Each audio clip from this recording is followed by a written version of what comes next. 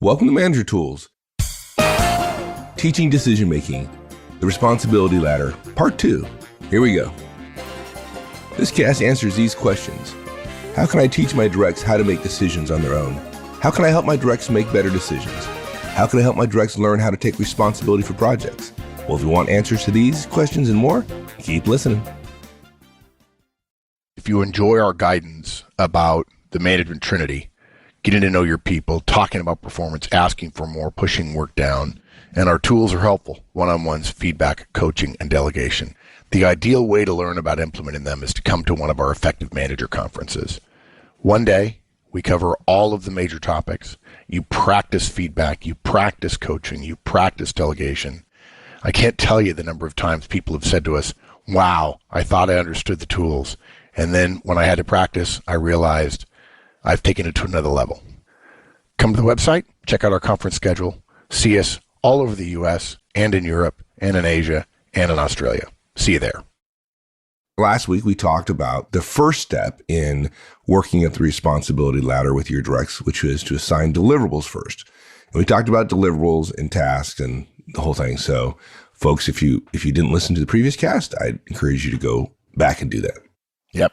The next step is explain context, the why of all this. Yeah, last week when we talked about deliverables, tasks or the advanced, more effective versions of tasks, which is deliverables, which we've talked about many times before, are the atoms of responsibility and organizational success relative to human behavior. Individual tasks, things that people have to do. Yeah, the atoms. So we're talking about the physics of responsibilities. Yes. Okay, good. Yeah. And look, people don't pay any attention to it. And we get situations where managers don't know anything about tasks, not their own fault. I mean, nobody's teaching this stuff. They don't know about tasks. They don't know about deliverables. They assign a project. They assume, because we all, many of us, I just talked recently with a couple of our staff about this, about how once you know something, you forget that you ever didn't know it. And you don't realize that there was a period before when you didn't know it. And so you assume other people know the stuff you know. And many managers get irritated that their people don't know the stuff that they know because they just take for granted that everybody knows their stuff. But if you don't know about tasks and deliverables, and then you assign a project to somebody because you've done tasks, you've done deliverables, you've done projects, and then people start messing it up, you have this incredible black hole. You do not know what's happening or how it's happening or why it's happening. And you really start just sort of poking around in the dark trying to figure out what the problem is. Is it that they're not motivated? I mean, that's the common thing. Is it that they're not smart? That's another one. And it always tends to be about internal characteristics rather than about tactical skills. You know, we talk about skills and abilities as things you can do, and we talk about traits and characteristics as things that are inherent to you. You can be an honest person and you can tell the truth, or you can lie. But telling the truth and lying are behaviors, and being an honest person is an inherent characteristic. And too many managers don't understand that basic building block of deliverables. And this series is about helping people learn how to make decisions, but in fact, learning how to make decisions, the responsibility ladder, essentially is shared by the whole idea of task accomplishment, project accomplishment, and so on. So tasks and deliverables are at the core of almost everything, at the atomic level, if you will, at the molecular level, and you've got to get those right. And I'll tell you, if you get them right, if you ask people, hey, look, here's what I need you to do very specifically, and there's a deadline and so on, once you can get past the micromanaging, the cries of micromanaging, the astroturf of micromanaging, things get much more easy, much more quickly. The problem is, okay, we start with tasks, and when we do that, many directs will feel that the tasks themselves, as opposed to individual tasks, as opposed to connected tasks, right? Hey, here are 10 things I need to do for this project, or hey, you've got the total project responsibility. They don't necessarily feel a sense of purpose. They don't feel connected to the larger mission. And you might say, well, I don't really need them to feel connected to the larger mission. And at the lowest level of the organization, do we need to show that every single task connects to the profitability of the organization? No, let's not overstate it, right? Let's not go too far. But one of the things that I've read in the last couple of years, it comes from a book called Drive by Daniel Pink that I really liked, is when it comes to work and the ability to do it to a high level and to achieve satisfaction from it, there's a general psychological approach that says work has three components that are necessary to achieve satisfaction and high level success, which are autonomy. You're able to do the work yourself. You don't have to rely on somebody else, and you feel like you're doing the work. You're making a difference. Mastery, which is the ability to improve, the feeling that I'm going to become an expert at this, and you feel the satisfaction of becoming smarter and better at something. And then purpose, which is connected to or serving a larger result. So I probably should have said that right up front when we talked about tasks and deliverables, because I know there are people who are like, I don't want to do tasks, and I don't really know how to describe why I don't want to get down into the weeds. Well, part of it is you don't want to micromanage. But the other part is because there's a part of you that says, I want to give my people purpose. I want them as a high level as I can get them, as soon as I can get them, which, by the way, we're going to come to later in this guidance.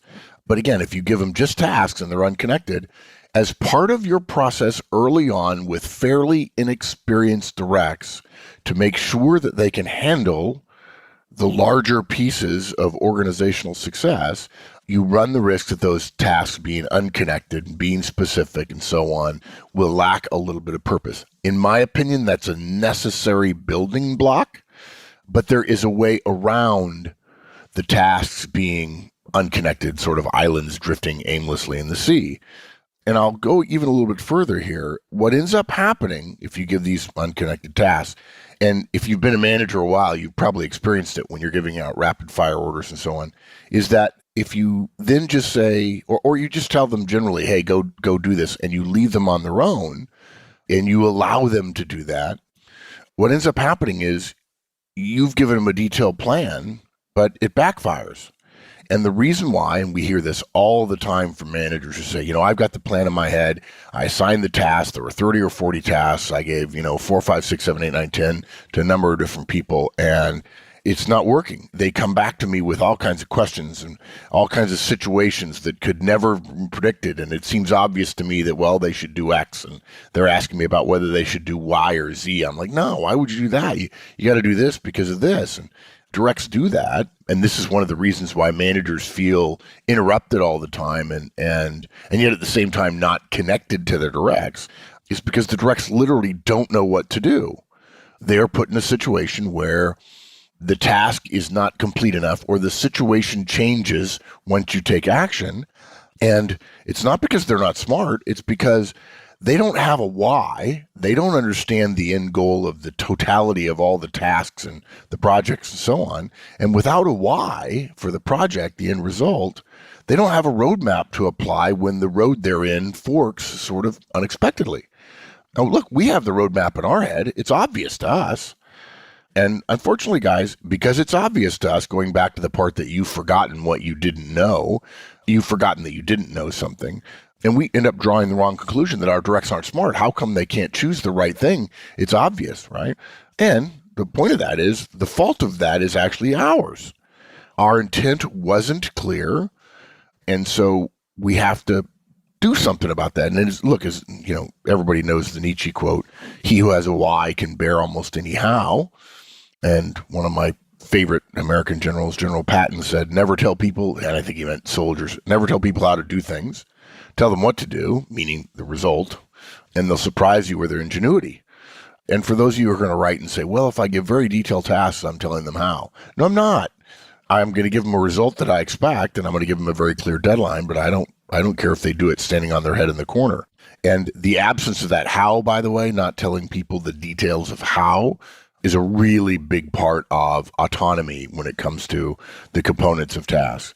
But look, we can still teach and validate the necessary basics of a project or a larger set of work tasks at a granular level, and then also connect those tasks and or hopefully deliverables to a purpose. We don't have to assume that purpose can only be achieved by leading or managing big outcomes. Yeah, I think people make that mistake sometimes. There's no purpose until you're an executive or the president or CEO or whatever, right? It's not true. Yeah, and I think a lot of managers think, well, we have a podcast, a guidance that I really like that doesn't get much traction called Managers Are Not Communicated To, They're Communicated Through. Meaning, when you get an email from your boss or from HR or something, part of a distro, your job is not to just forward that on to your directs. Your job is to say, this is what this means for us.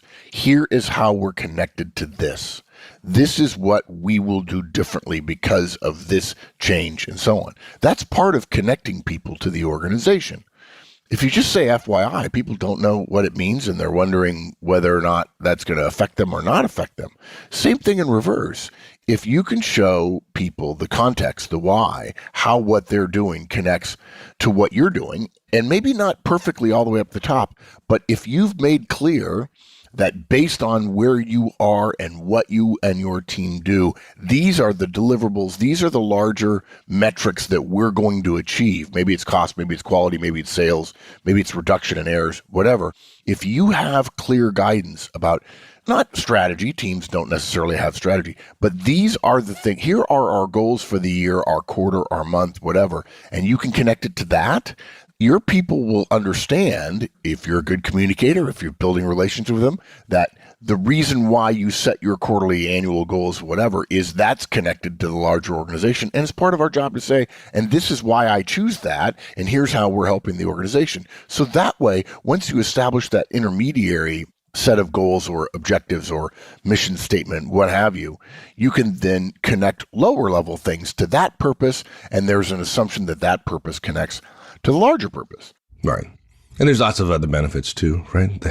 The idea that if somebody has the context and things go haywire and you happen not to be around, they have context in order to allow them to figure out what to do next, even though it's not the precise thing that they had set out to do, right? Yeah, we have a podcast called The Leader's Intent, which comes actually from the military, the commander's intent, that you explain, hey, here are all the details. Here's what I recommend. Here's what I'm saying we're going to do. Here's our mission. And it is in service of this. So if you get in a situation where you don't know what to do something that you believe is in the service of this.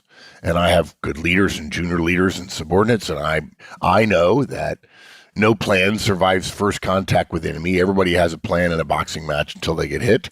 And so I want you to know how things connect. So rather than saying to a direct, I need you to put the live video training tasks into Smartsheet, I need it done by Tuesday, and you need to send me an email and let me know it's done so I can go edit some other tasks as well. We're going to take a little longer, and we're going to give them the why or the context of the task that we've assigned to them. And it might sound something like this. Hey, look, I've got something I'd like your help with. First, we're going to start delivering live video training by the end of 2017. We think we can add this new product that might make it a lot easier for our international listeners to get training from us, as well as some domestic listeners as well. It's going to be 4 or 5 of us working on it over the next 6 months. That means we'll want it in Smartsheet, which is how we track longer, bigger projects. We'll want it reported on weekly during our ops meeting on Friday morning, and that will just help with visibility and accountability. Will you please send me a link to the Smartsheet page in Cypress with the initial tasks by noon, 21 Feb. Okay. And that takes a little longer. Now, the next 4 tasks that I assign to this person relative to this live video training product is all hang off of that. So I only have to give the context one time. And if they still don't know what to do in a certain situation, they'll be smarter to ask better questions, and it will be easier for me to give them better answers. And I won't always have to be repeating myself about why we're doing it. And so therefore that would indicate we need to do X versus Y. And look, don't just share your intent. Be clear that you're sharing your intent you're not just chattering, and why you're sharing your intent. And it might sound like this. Hey, just to be clear, I'm giving you this perspective, this background, because in my opinion, the person doing the work ought to be able to make decisions about the work. If you come to a fork in the road, make a decision, choose one or the other, make a choice, and keep moving. If you think it's too big a decision, it'll cost $500,000 or something, fine, okay, ask me, but assume it's not too big a decision. I'm telling you this because I trust you to do the work, and that means I trust you to make choices about it. It's always true. If I trust you to do the work, I trust you to make choices about it. And if you're always asking yourself, well, can't I do this? Generally, my approach is, yes, you can. And let's talk about what happened that you got wrong, rather than you stopping and saying, I don't want to be wrong. I only want to be right. And if I don't know what's right, you have to tell me exactly what's right. Because if you do that, you won't develop good decision-making skills. I'll be the one making all the decisions. And suddenly then the task will redound to me, because if I'm the one making the decisions on the task, then I ought to be the one doing the task. But that doesn't work from a scale perspective. That's right. And largely we've been talking up until now in terms of the responsibility ladder about the act of doing things, of completing tasks, being assigned tasks, and the manager giving context for those tasks and deliverables. But now you're starting to talk about decision-making, which is part of the responsibility ladder, right? It's not about just doing, it's about responsibility and making decisions. So that's a good transition to our next point, which is assigning research tasks, which is less about doing and more about analysis and making recommendations, which is part of responsibilities. Exactly. I think we're at a good point for talking about assigning research tasks, which is our next topic, but I think that's a fairly long one. So this sounds like a pretty good spot to stop, and we'll get to that next week. Cool. All right. Thanks, my friend. Anytime, partner. Thanks, everyone. That's it. We'll see you next week. Have a great one. If you enjoyed this podcast and you want the how-tos of management wherever you are, check out the free Manager Tools mobile app. It's available on both iOS and Android devices. Go to the Apple Store or the Google Play Store and download the Manager Tools app. Just search for Manager Tools in the respective store, or go to the Manager Tools website, www.manager-tools.com, and you'll find the links on the bottom of the homepage. Once you've installed the Manager Tools app, you'll have access to all the Manager Tools and Career Tools shows anytime, anywhere you want. With easy searching of podcasts by category, using the map of the universe, or using built-in search functions, it couldn't be easier. Additionally, if you're Manager Tools personal licensee, you'll have easy access to all the show notes right from the app whenever you want. Go to the App Store and download the Manager Tools mobile app. You'll be happy you did.